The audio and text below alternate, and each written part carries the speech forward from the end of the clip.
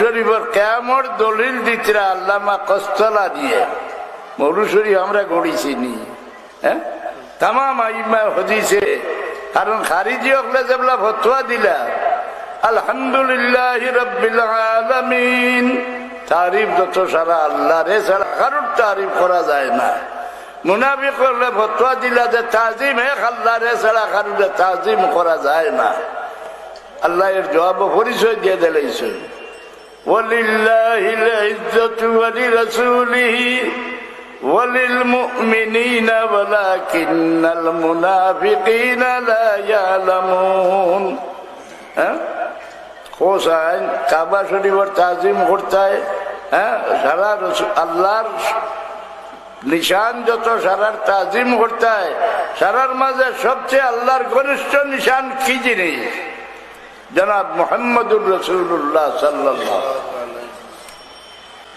সারা হলতার তাজিম করে রসুল্লাহ গেলে তার মনে বাড়াবাড়ি করে তাই যে বেডির বেড়তনের পয়দা হয়েছেন। আমি যেলাম মানুষ তাই না ওলা মানুষ তান গেছে ওই আইতো আমার কাছে আয় না, ও বেশ কম। ইকে 1000 বছর ইবাদত করলে দিল ফরজগার হইব নি।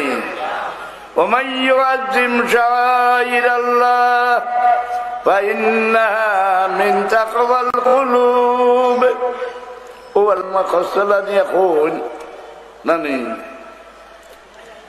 মুড়ো বাড়ি হয়েছে বেড়াইতে মাথায় যাচ্ছ কিনা। ঈদ আছিল 2টা, আর বর্তমানে উল্লাহ হলে বানাই দিয়েছেন আরো ঈদ, ঈদে মিলাদুন নবী কয়নি না? না, মুসলমানের ঈদ 2টা নেই। হযরত আব্বাস রাদিয়াল্লাহু আনহু রে ইহুদিয়ে কয়, হযরত উমর দেও হইছে বলে তোমার তার উপরে একটা আয়াত নাজিল হইছে। এই আয়াত যদি আমরা উপরে নাজিল হইতো তো এই দিন দিয়ে আমরা ঈদের দিন মানাইলাম। বলে কোন আয়াত? বলে আল ইয়াউমা আকমালতু লাকুম দীনাকুম ওয়া আতমামতু আলাইকুম নি'মাতি ওয়া রাদিতু লাকুমুল ইসলাম দীনান। শুনিয়া কইলা এই আয়াত কোন জায়গাত নাজিল হইছে, কোন দিন নাজিল হইছে আমি খুব জানি। এই দিনটা আমরা 2 ঈদের দিন আছে। এক ঈদ আছিল আরফা, এক দিন আছে আজ ঈদ আছিল জুম্মা। জুমার দিন আমরা ঈদের দিন। কিন্তু দুনিয়ার মাঝে সবচেয়ে ঈদ বড় ঈদ হইল রাসূলুল্লাহর পয়দাইশের তারিখ। ইলা বড় নিয়ামত আর আল্লাহর সৃষ্টির মাঝে কারুরে দিছেন না।